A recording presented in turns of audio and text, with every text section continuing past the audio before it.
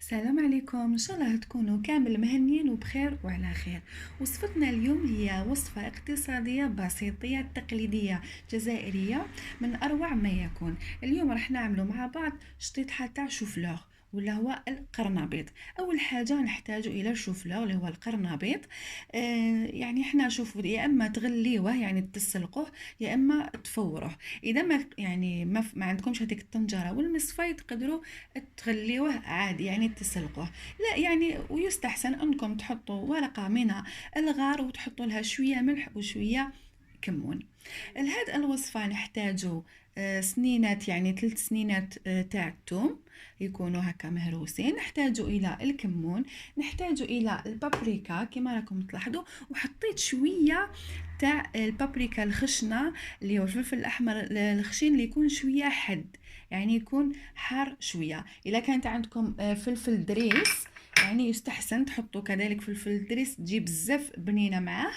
انا هنا بما انه ما راح نعملوا لا دجاج لا لحم لا ولا شيء، حطيت مرق كعب من مكعب من مرق الدجاج وشويه تاع الملح، طبعا انتم تذوقوه. ملعقه كبيره تاع دبس البندوره اللي هو طماطم مصبره. هنا حطيت زيت يعني ملعقتين الى 3 مع ملعقه صغيره تاع الزبده ولا سمن اذا كان عندك في المنزل، والمعدنوس للتزيين. وراح نوريكم في الاخير واحد اللمسه انا عملتها لانه هي هاد الاكله هكا تنعمل يعني تقليديه. يما ربي يرحمها كانت تعملها بهذه الطريقه، كل امهات الجزائريات بيعملوها بنفس الطريقه. لكن انا عندي واحد اللمسه راني حابه نعملها، يعني لمسه بسيطه راح نوريها لكم في اخر الفيديو. الان تفضلوا معنا باش نعملوا هذه الاكله مع بعض. نجيبوا طنجره صغيره كما راكم تلاحظوا ولا كبيره، ونحطوا الزيت والزبده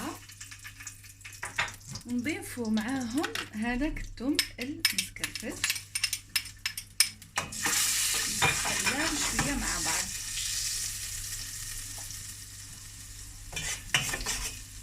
هنايا نضيف معاهم هذا الفلفل الحد ولا كان عندكم فلفل دريس. هذا الطريقه راح تخلي الاكله تجي بزاف بنينه. نخليهم يتقلاو شويه مع بعض.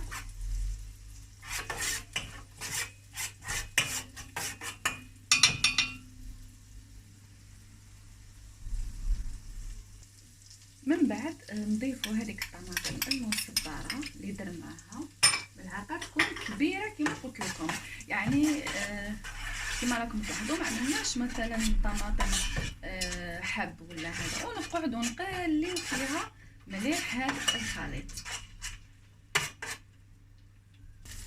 هنا كي تقلى شويه نضيفوا لها شويه تاع الماء، شويه قليلا من الماء، اقل من يعني حوالي 4 كاس تاع الماء. نخليها تقلى باش هذاك الثوم معناتها ما يتحرقش، والنار قليله تكون. نخليوه يتقلى، راح نضيف شويه تاع الماء كذلك ونخليه يتقلى شويه مع بعض. صدقوني بالنسبه لاخواننا يعني المشارقه او يعني اذا كانوا مثلا ما يعملوش هذه الوصفه ان شاء الله تجربوها وتاكلوها مثلا مع الخبز، وكذلك تقدروا تقدموها مع الارز. يعني انا نشوفها انه من الاكلات اللي ممكن تقدم من الارز، لكن احنا في الجزائر ناكلوها بالخبز يعني العادي الباكيت يعني الفرنسي كما تقولوا له، ولا ناكلوها نحبوا هاد الاكلات التقليديه نعملوها بالمطلوع. ان شاء الله باذن الله قبل رمضان نعمل لكم هذا المطلوع اللي هو خبز تقليدي يعني ما نستغناوش عليه في رمضان او على الطاوله الرمضانيه. كما راكم تلاحظوا هنا نخليوه يتقلى شويه مع بعضها. هنا بعد ما تقلات الدرسه تاعي، احنا هذه نسموها الدرسه، شوفوا كيفاش تجي رائعه ما شاء الله. احنا هذه نسموها الدرسه. بعد ما تقلات الدرسه تاعي مليح نضيفوا لها البابريكا اللي هو الفلفل الاحمر، وكذلك نضيفوا لها كذلك الكمون. هذه نسموها الدرسه. وهذا الدرسه تنعمل حتى في شطيطحه لحم، يعني هذاك المره شفت واحد الانسان يعني مشهور عمل شطيطحه لحم جزائريه بالبصل، وهذا غلط، احنا شطيطحه بالثوم. وهذه شطيطها شوفلور. كاين شطيطها دجاج، كاين شطيطها يعني كل يعني كاين شحال من نوع، لكن الدرسه تاعنا الجزائريه تنعمل بالثوم ما تنعملش بالبصل. الان راح نحط المرق الماجي او الجامبو كما نقولوا حنايا. صدقوني هذا المرق المكعب المرق راح يضيف عليها واحد البنه رائعه. ونضيف شويه تاع الملح من بعد نتوما ذوقوه، ونضيف له القليل من الماء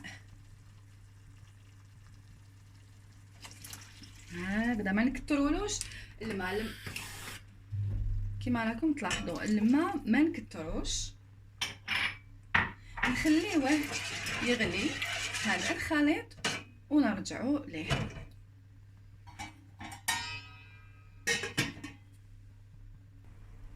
هنا بعد ما خليت الدرسه تاعي او الصوص تاعي طيب، شوفوا كيف حوالي 10 دقائق رجعت لها.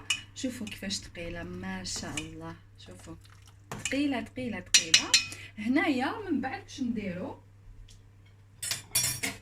نحطوا زهرات القرنبيط ولا الشوفلور ولا لي بوكي دو شوفلور كيما تحبوا تسموهم هكذا، ونخليوهم يغليو في عقلهم حتى يتجمروا كيما نقولوا حنايا. معناتها كيما راكم تشوفوا كل شيء يعني طايب، الشوفلور يعني القرنبيط مطبوخ وكل حاجه، يعني نخليوها كذلك حوالي 10 دقائق حتى تتجمر الاكله تاعنا ونرجعوا ان شاء الله.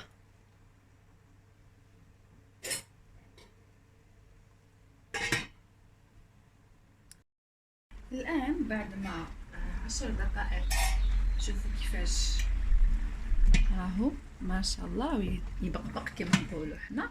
اللمسه اللي قلت لكم عليها، نحطوا شويه تاع جبن مبشور ولا موتزاريلا ولا شويه فقط، يعني هذه راح تعطيكم واحد البنه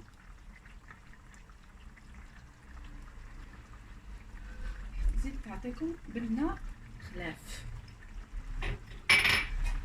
هنا خلاص نطفيو عليه ونغلقوا عليه حوالي دقيقة حتى يذوب الجبن، ونوريه لكم في صحن التقديم.